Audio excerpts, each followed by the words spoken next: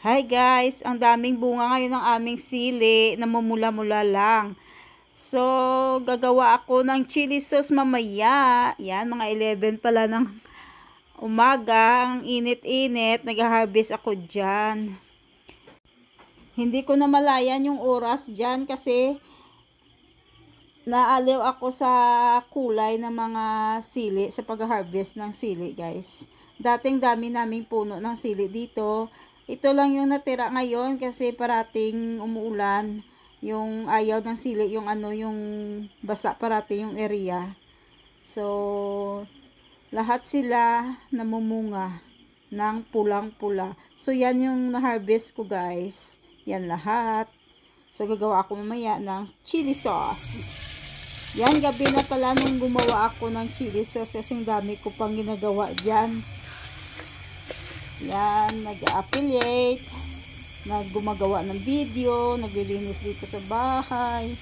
Yan ako gumagawa ng chili. Nilalagyan ko muna yan ng para may lasa na, yung asin, paminta, bitsin, at saka magic syrup din. Para lasang-lasa yung chili sauce. Masarap tong chili sauce sa mga noodles, sa fried noodles, sa noodles na may sabaw, o di kaya sa mga mauumay na pagkain.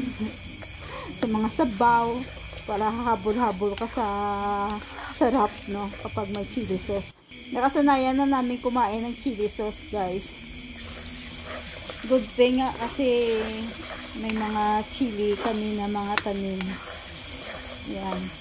Ang hirap kaya namin maggawa nito sa Bacolod kasi bibili mo pa yung chili, magkano kaya yun.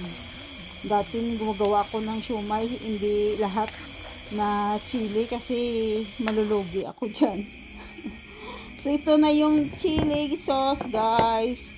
Nalagay ko na sa container. Bali aabot yan ng 1 buwan sa amin. Thanks for watching. Bye!